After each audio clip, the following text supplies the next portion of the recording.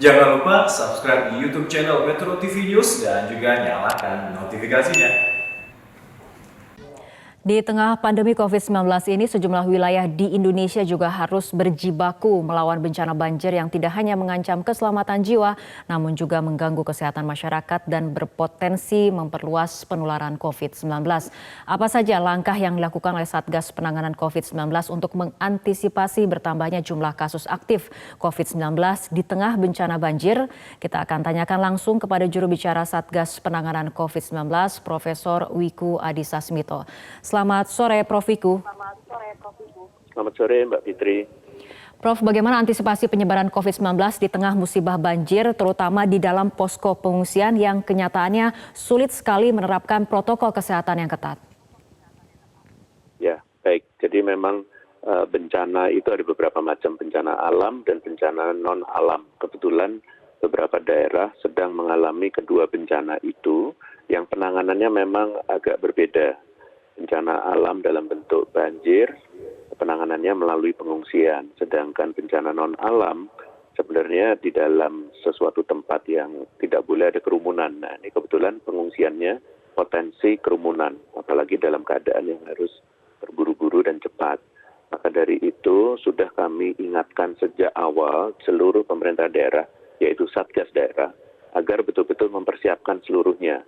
Minimal kita harus bisa mengurangi potensi dampak tertular pada saat di tempat-tempat pengungsian. Maka dari itu selalu petugas dari BPBD di setiap daerah termasuk di DKI harus sudah siap dengan tempat-tempat pengungsian dengan fasilitasnya. Harus di daerah-daerah yang tidak terkena banjir atau potensi kena banjir. Kemudian petugasnya juga harus terlatih sehingga pada saat masyarakatnya masuk ke dalam pengungsian betul-betul tetap bisa menjalankan protokol kesehatan. Kami paham bahwa dalam kondisi bencana, apalagi masyarakat panik, itu protokol kesehatan untuk dijalankan memang suatu tantangan yang besar. Itulah yang harus kita adaptasi. Kembali lagi ini adalah adaptasi kebiasaan baru termasuk di dalam bencana alam. Baik, Prof. Apabila tadi kita lihat di peristiwa banjir yang terjadi di DKI, ada warga yang terdampak banjir sekaligus sedang melakukan isolasi mandiri ataupun terpapar COVID-19. Nah, ini bagaimana jika ada situasi seperti ini, warga terjangkit COVID-19 di lokasi pengungsian, bagaimana langkah ataupun strategi yang harus dilakukan?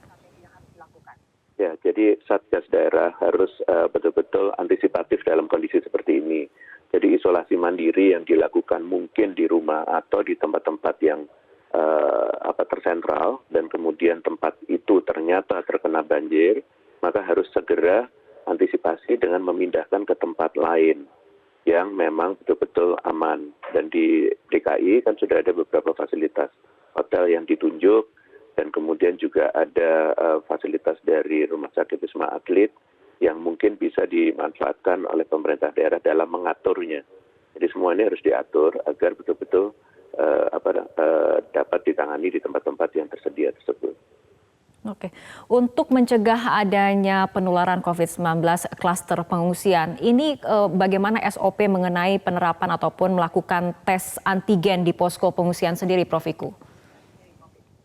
Jadi begini, sebelum kita berbicara tentang tes antigen, setiap orang asumsinya kan dalam kondisi sehat, sehat dan tidak tertular. Maka dari itu keadaan itu harus betul-betul tetap dijaga. Artinya siapapun pengungsi ataupun petugas betul-betul tetap menjalankan protokol kesehatan dengan ketat selama di dalam pengungsian. Sampai apabila mulai ada gejala, maka otomatis itu harus segera diperiksa oleh tenaga kesehatan. Tentunya memeriksanya kalau dalam konteksnya masa pandemi, ya dengan rapid test. Dan itu adalah tugasnya petugas. Sehingga betul-betul bisa dipisahkan. Dan ini terjadi juga seperti di Sulawesi Barat pada saat gempa bumi juga seperti itu. Karena pengungsian juga akhirnya terjadi kontak. Hal-hal seperti itu yang tadi saya sampaikan, memang kadang-kadang tidak bisa dihindarkan terjadinya bencana alam dan non-alam bersamaan. Maka dari itu, semua masyarakat sudah kita ingatkan sejak awal, kita harus mampu untuk menghadapi ini. Memang sulit, mari kita hadapi bersama, nggak usah panik, karena Indonesia adalah negara yang memang potensial terjadinya bencana alam dan non-alam itu ada dan besar, khususnya untuk bencana alam. Ya, baik. Terima kasih Profesor Wiku Adhisa Smito, juru bicara Satgas Penanganan COVID-19 telah berbincang bersama kami sore hari ini.